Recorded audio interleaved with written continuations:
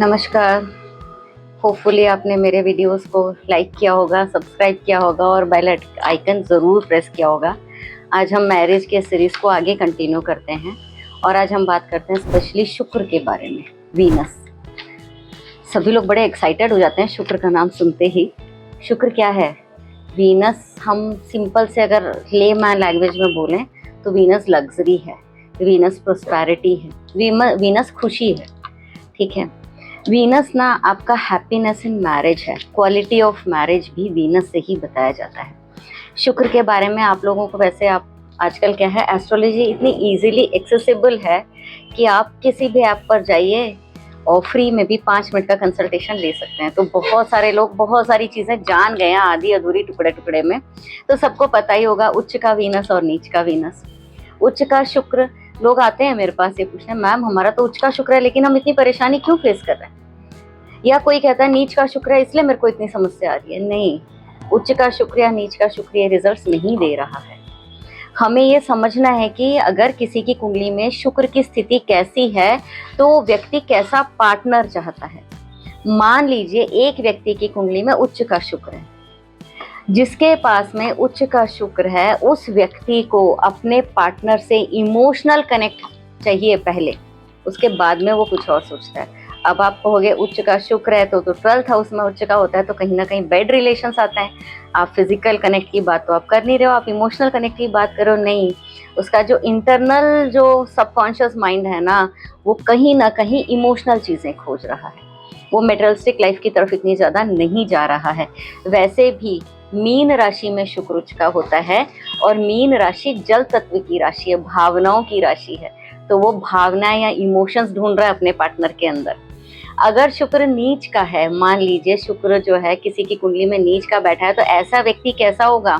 बहुत मेटेरियलिस्टिक होगा, उसको हर चीज़ बहुत ब्रांडेड पसंद है उसको। क्योंकि नीच का कहाँ हो रहा है शुक्र? कन्या राशि में हो रहा है और कन्या राशि पृथ्वी तत्व की राशि है, एक्युमुलेशन की राशि है।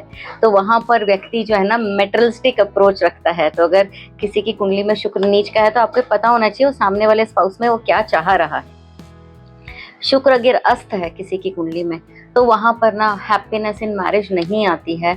या शुक्र पीड़ित है, मान लीजिए राहु से, केतु से, मंगल से, शनि से या सूर्य से।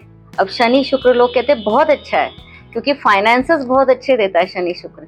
लेकिन अगर वो एक चीज़ बहुत अच्छी दे रहा है तो ये मान के चलिए कि कुंडली में वो दूसरी जगह से एनर्जी खींच रहा है। और वो दूसरी जगह क्या है? आपका पार्टनर, आपकी मैरिड लाइफ।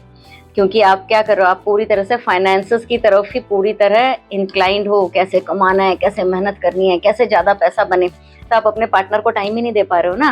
तो एनर्जी कहाँ से वो ले रहा है? 7th हाउस से एनर्जी ले रहा है। अगर किसी की कुंडली में कुछ चीज़ बहुत अच्छी है और आपको पंडित जी कह दे रहे हैं अरे तुम्हारी कुंडली में तो यही हो गया, तो मान के चलो तुम्हारे दिमाग में क्लिक होना चाहिए कि अगर यहाँ पर स्ट्रेंथ है तो कहीं तो वीकनेस है, क्योंकि वह एनर्जी तो अंदर ही है ना। एनर्जी के बारे में आप सभी ने साइंस पढ़ा ही है कि energy can neither be destroyed nor be created. बस एक फॉर्म से दूसरे फॉर्म में उसको ट्रांसफॉर्म किया जा सकता है।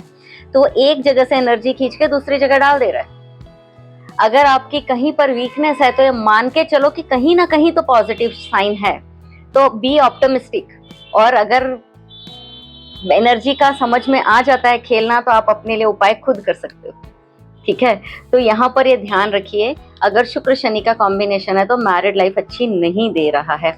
या शुक्र राहु है, शुक्र केतु है, शुक्र सूर्य है या शुक्र मंगल है, तो वहाँ पर मैरिड लाइफ में इश्यूज आएंगे। शुक्र अगर अच्छे नक्षत्र में नहीं बैठा है किसी की कुंडली में या D9 के अंदर शुक्र पीड़ित है तो भी happiness in marriage is afflicted.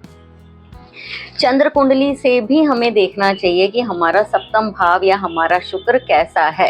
अगर किसी की कुंडली में शुक्र 3 डिग्री या 11 डिग्री के आसपास है तो उसकी मैरिड लाइफ फॉर श्योर अच्छी नहीं होगी।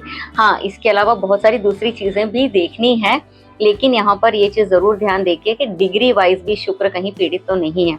इसी के उल्टे अगर शनि किसी का 3 डिग्री या 11 डिग्री के आसपास है तो उसका करियर बहुत अच्छा होगा। तो ऐसा नहीं हम हर ग्रह नेगेटिव ही देता है या हर ग्रह पॉजिटिव ही देता है, डिपेंड कि वो ग्रह कुंडली में कैसे बैठा है और उसके हिसाब से जो है ना आपकी चीज़ें बनेंगी। शुक्र अगर पीड़ित हो गया यानी दोनों तरफ मेलिफिक प्लैनेट्स आ गए तो भी मैरिड लाइफ में प्रॉब्लम है।